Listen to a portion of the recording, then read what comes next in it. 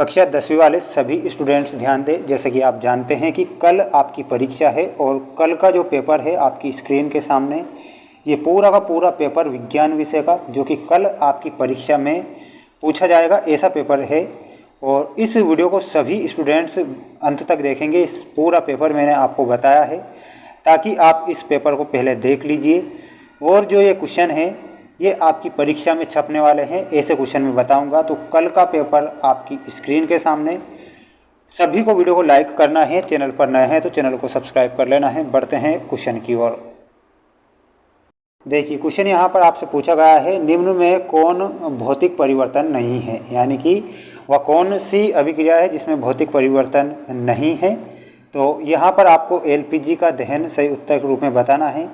Option number D आपको सही उत्तर के रूप में याद रखना है। जितने विद्यार्थी हमारे साथ जुड़े हैं सभी को चैनल को सब्सक्राइब कर लेना है। और देख सकते हैं नीचे दी गई अभिक्रिया में के संबंध में कौन सा कथन असत्य होगा। एक अभिक्रिया आपको दी गई है, ये अभिक्रिया ध्यान से पढ़ लेना है। 2PbO bracket S + CS 2PbS + CO2G। तो इसमें आपसे पूछा गया है सीसा क्या अपचयित हो रहा है या फिर कार्बन डाइऑक्साइड उपचयित हो रही है, कार्बन उपचयित हो रहा है या फिर लेड ऑक्साइड अपचयित हो रहा है। तो यहाँ पर आपका जो सही उत्तर हो जाएगा, सीसा अपचयित हो रहा है और कार्बन डाइऑक्साइड क्या हो रहा है, उपचयित हो रहा है। ठीक, तो यहाँ पर आपको ऑप्शन नंबर ए सही उत्तर के रूप में याद रखना है। सभी को चैनल को सब्सक्राइब कर लेना है क्योंकि आपका जो रिजल्ट रहेगा उससे रिलेटेड हर खबर हम आपको देते रहेंगे। और कक्षा 11वीं में जैसे आप पहुंचेंगे तो हम बेस्ट कंटेंट आपको उपलब्ध कराते रहेंगे चैप्टर वाइज आपको। तो चैनल को सभी को सब्सक्राइब कर लेना है। Fe2O3 + 2Al Al2O3 + 2Fe ऊपर दी गई अभिक्रिया किस प्रकार की अभिक्रिया है। तो यहाँ पर आपका जो सही उत्तर होगा वो क्या हो जाएगा, जो अभिक्रिया आपको दी गई है वो विस्थापन अभिक्रिया हो जाएगी।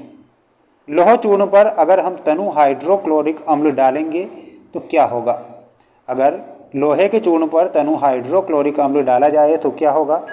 तो फोर्थ में आपका सही जो उत्तर होगा, हाइड्रोजन गैस एवं आयरन क्लोराइड का निर्माण होगा। क्या होगा, अगर हम लोहे के चूर्ण पर तनु हाइड्रोक्लोरिक अम्ल अगर डाल दिया जाए तो हाइड्रोजन गैस और आयरन क्लोराइड का निर्माण होता है। तो ये आप सभी को ध्यान रखना है। वीडियो को लाइक जरूर करना है। कल का पेपर जो मैं बता रहा हूँ ये आपकी परीक्षा में पूछा जाएगा, सभी विद्यार्थी ध्यान दें इस बात पर।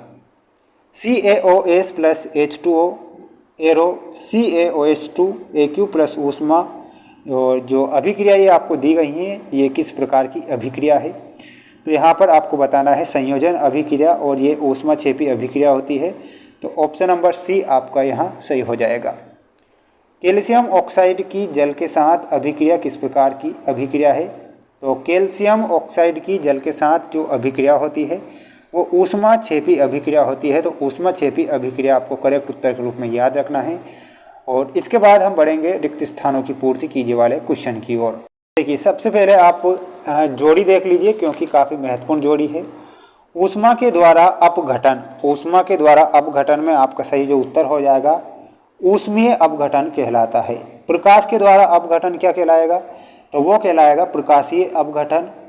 विद्युत के द्वारा जब अपघटन होगा तो उसे विद्युत अपघटन कहेंगे।